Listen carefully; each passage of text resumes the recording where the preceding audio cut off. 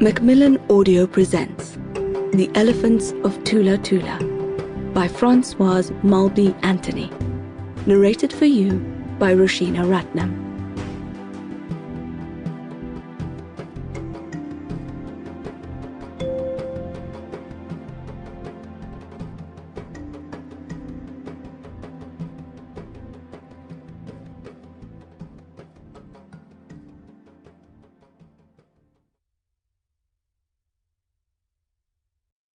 Dedication. To all animal lovers around the world that share the same passion and vision for wildlife conservation, and to my amazing Thula Thula wild team who stands by me always in my wild African adventures. Chapter 1. An Elephant in My Garden. What was Frankie doing, standing right in front of my gate? I kept an eye on her. You always had to with Frankie. She was unpredictable. You never quite knew what our feisty elephant matriarch would do. She turned to face the house and took a few steps, tall and proud. It almost looked as if she were walking inside my garden, I thought with a chill. But that was impossible. There were 5 electric wires laid on the ground across the open entrance, carrying 8,000 volts of electricity to keep the animals out. There was no way Frankie could have breached the boundary. I walked closer for a better view. Was I dreaming? Frankie was indeed in my garden. Somehow she had stepped over the wires. Was the electricity not working? And she was walking up to my house, strolling with confidence into this unauthorized land. My first panicked thought was, where are my dogs? I looked around wildly.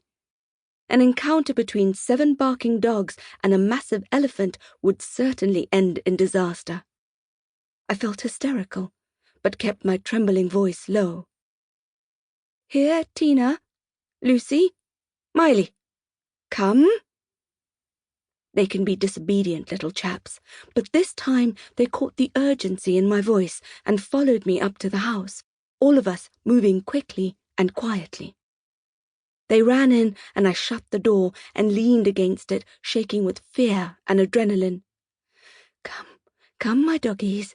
Shh, I said, gathering them to me and stroking them to keep them quiet. My little gypsy shivered against me. Even the naughty yappy ones, the French poodles, Alex and Shani, were on their best behaviour. Most dogs have a sensible respect for the elephants. As for Frankie, she had no love for dogs. In fact, she hated them. Jin is lucky to be alive after he foolishly charged Frankie some years ago. And Frankie gave him as good as she got, charging him back. His feet barely touched the ground as he fled.